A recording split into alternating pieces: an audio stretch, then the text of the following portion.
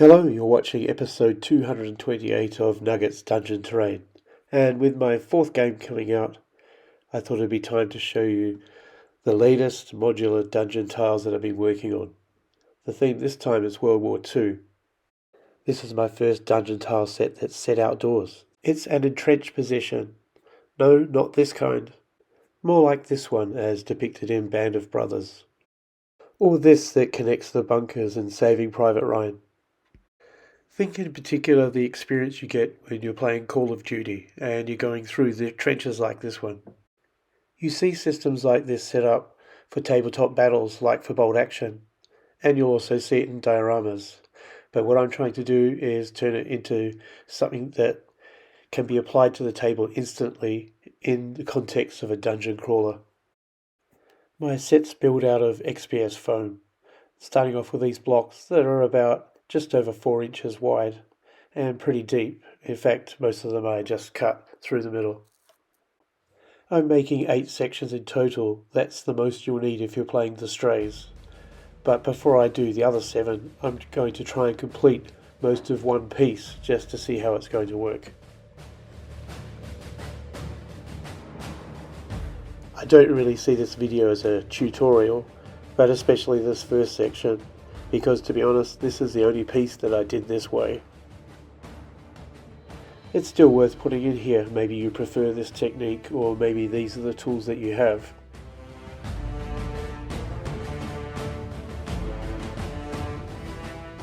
No matter what shape I achieve with the rest of the piece, all of the entry and exit points are 2 inches wide, so that when they join together it makes sense and flows.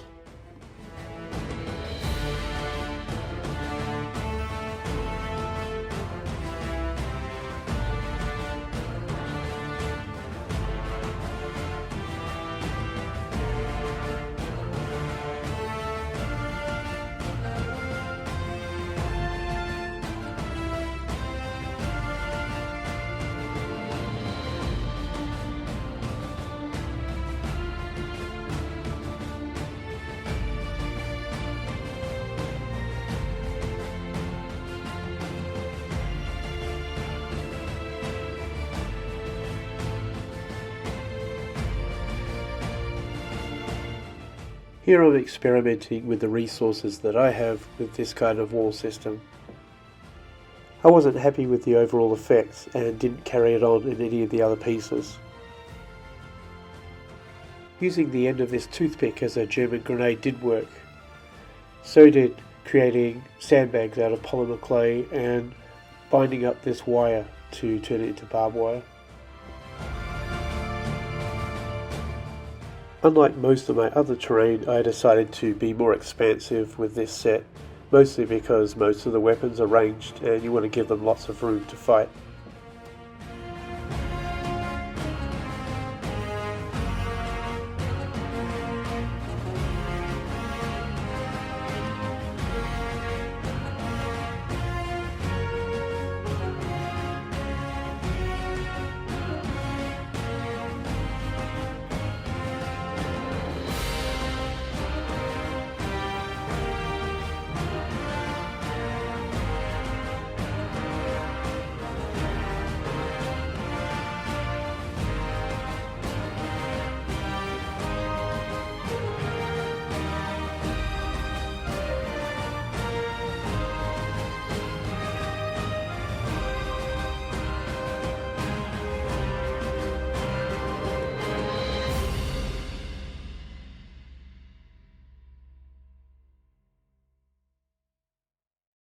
I used a couple of techniques to put some dings and dents into these different bunker areas, but I think the one that worked the best was this broad dentist pick, just stabbing it into the foam and then tearing away from the center of the hole that I made in different directions to make different sized holes.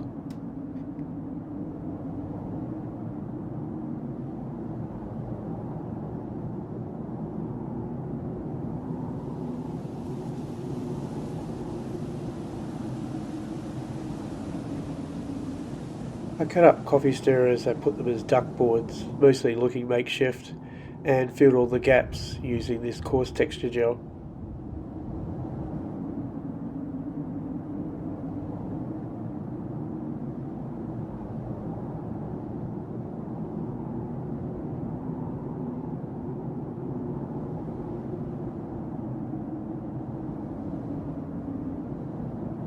Now this unworked mini just to double check the scale. It'd be good if I could fit at least 2 wide in most areas, and this one seems to fit perfectly, just like in this picture here.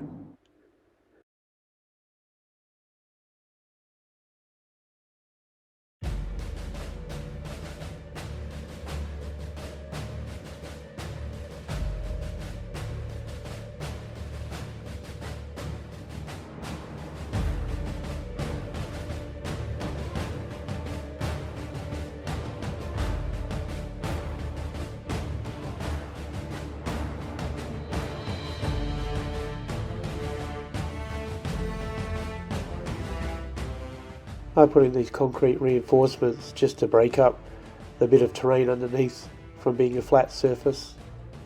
And most of the sections not only have tacky glue, but I've also used super glue with baking powder to join it together. You'll see all of the 8 finished sections at the end of the video, but here's just some features from each one. A U-shaped section where some of it collapsed away, and there will be a viewing platform on one side that will give players and the enemy a view down on top of other tiles. Part of the trench system falls away, and you can see that this area was once a farm. This is an old farm fence.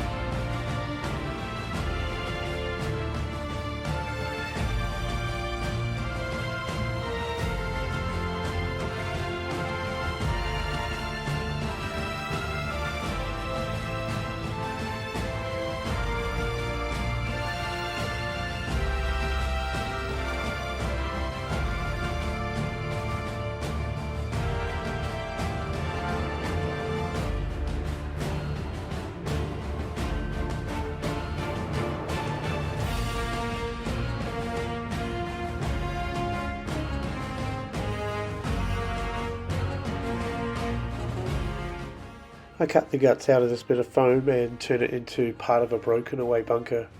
I use this type of sanding block to smooth out the areas and make it look more geometric. Flat stones are good to make subtle patterns in the concrete and the sharp edges for cracks. Just tearing off bits of this off-cut with my fingernails became the broken up pieces of this slab. Some corrugated card becomes corrugated iron to help reinforce some of these broken up sections.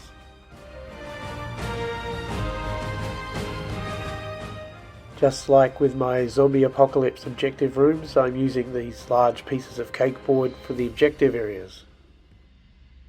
If I remember rightly, the board's about 20 centimeters by 20 centimeters. I define the general area by using up heaps of my offcuts. It's a really good way of making sure you don't waste foam. This felt like about a movie's worth of polymer clay sandbags. I like most of my sections to have some kind of advantageous high ground, but this one's more like a laser tag arena and has lots of areas of advantage and disadvantage. 2 different bunkers will be separate but attachable using magnets. This is mostly so that it's easier to carry and to store.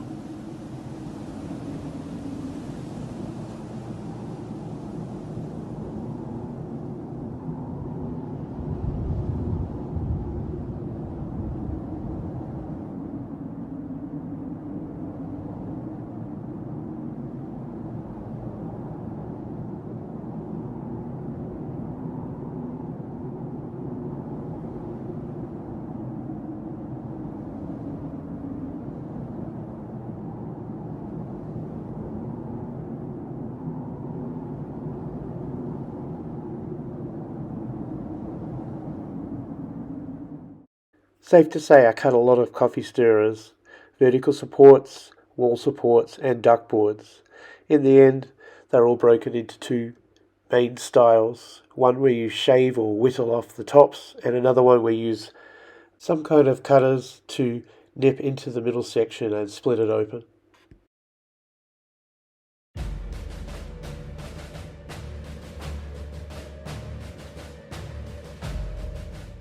Painted everything black, and then everything got basically this color palette of treatment. Everything's hand painted and just using $2 acrylics.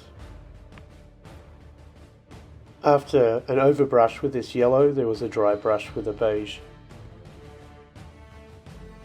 Then I just pop some Indian ink into a little well and add heaps of water to create this very quick black wash. Then I use chalk pastels just like I do with my Gaslands and Wastelands highway stuff.